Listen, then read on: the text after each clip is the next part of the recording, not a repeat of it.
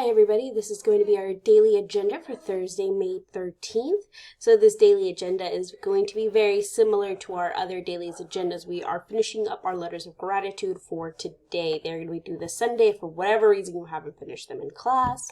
We went over on Monday and Tuesday what gratitude was.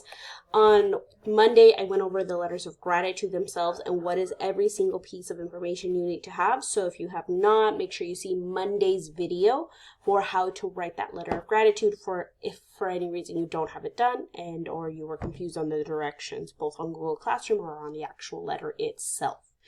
If you finish your letter of gratitude, complete any and all missing work. There's a lot of missing work in this class, ladies and gentlemen. There's no reason for you guys to have this much missing work. For your letters of gratitude, you have had 3 days to work on it. So please make sure that it is done, that you are working on these missing assignments, ladies and gentlemen. All right. It is towards the end of the school year. So make sure you're getting them all in. All right, then, ladies and gentlemen, our exit ticket for today, since you've had 3 days to really think about gratitude, I want to ask you guys, how do you show gratitude? To the people around you, to the people you care most? How do you show that you are thankful? We're going to have a quick discussion on that for today, and then we'll wrap up our little gratitude kind of unit. All right, then, ladies and gentlemen, as always, if you have questions, need more assistance, or just want to reach out, you can reach out to me or Mrs. Arroyo.